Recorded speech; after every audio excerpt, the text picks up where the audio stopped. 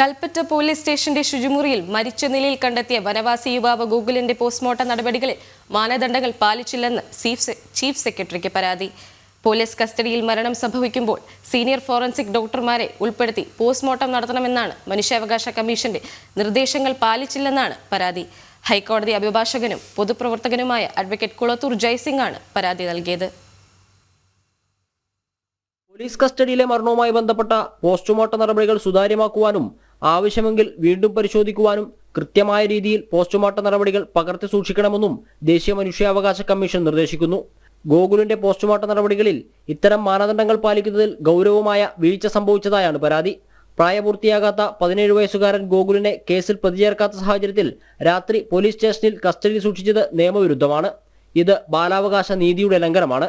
കസ്റ്റഡിയിൽ പോലീസിന്റെ പീഡനം നടന്നിട്ടുണ്ടോ എന്നതുൾപ്പെടെ നിഷ്പക്ഷ അന്വേഷണം അനിവാര്യമാണെന്നും പരാതിയിൽ പറയുന്നു.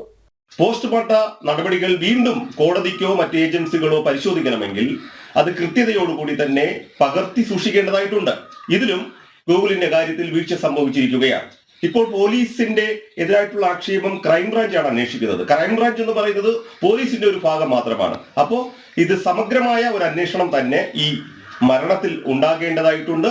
ഇതിൽ മാനസിക പീഡനവും ശാരീരിക പീഡനവും ഗൂഗിളിന് ഏറ്റിട്ടുണ്ടോ എന്ന് പരിശോധിക്കേണ്ടതായിട്ടുണ്ട്. ഇത്തരം കാര്യങ്ങൾ പരിശോധിക്കുന്നതിന് വേണ്ടിയിട്ടാണ് ഞാൻ ചീഫ് സെക്രട്ടറിക്ക് പരാതി നൽകിയിട്ടുള്ളത്. മാർച്ച് 31-നാണ് ഗോകുലിനെയും പെൺസുഹൃത്തിനെയും കോഴിക്കോട് വനിതാ സെൽ കസ്റ്റഡിയിലെടുക്കുന്നത്. അന്ന് രാത്രി 11-ന് കൽപ്പറ്റ പോലീസ് സ്റ്റേഷനിലെത്തിച്ചു. ഏപ്രിൽ 1-ന് രാവിലെയാണ് സ്റ്റേഷനിലെ ശൗചാലയത്തിൽ ഗോകുലിനെ ധരിച്ചിരുന്ന ഷർട്ടിൽ തൂങ്ങി മരിച്ച നിലയിൽ കണ്ടെത്തിയത്.